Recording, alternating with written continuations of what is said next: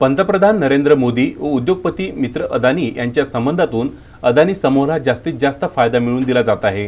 देश सध्या गंभीर आर्थिक संकटात असताना केंद्रातील भाजपा सरकारने सार्वजनिक क्षेत्रातील महत्त्वाचे प्रकल्प अदानी समूहाला विकण्याचा सपाटा लावला आहे। LIC आणि SBI या सार्वजनिक क्षेत्रातील संस्थांमध्ये मध्यमवर्ग, नोकरदार व सामान्य जनतेने गुंतवलेले कष्टाचे पैसे मोदी सरकारने जबरदस्तीने अदानी समूहात गुंतवायला लावले। अदानी समूहातील महाघोटाळा उघड झाल्याने आता सामान्यांचा हा पैसा बुडल्याची भीती निर्माण झाली आहे। मोदी सरकारच्या उद्योगपती धार्जिण्या धोरणामुळे अदानीचा महाघोटाळा उघड झाला असून जनतेचा पैसा सुरक्षित राहावा व या महाघोटाळ्याचा पर्दाफाश व्हावा याकरिता काँग्रेस पक्षाच्या वतीने तिवसा SBI शाखेसमोर डफळी वाजवत शेकडो पदाधिकारी यांच्या वतीने आंदोलन करण्यात आले।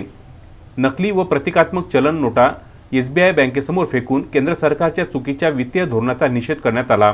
यावेळी तालुका काँग्रेस अध्यक्ष सतीश पारधी तथा नगरसेवक वैभव वानखडे यांनी हिडेनबर्गने केलेल्या संशोधन आणि 88 प्रश्नाचा उलगडा करत प्रसार माध्यमांसमोर व उपस्थित नागरिकांना याची माहिती दिली।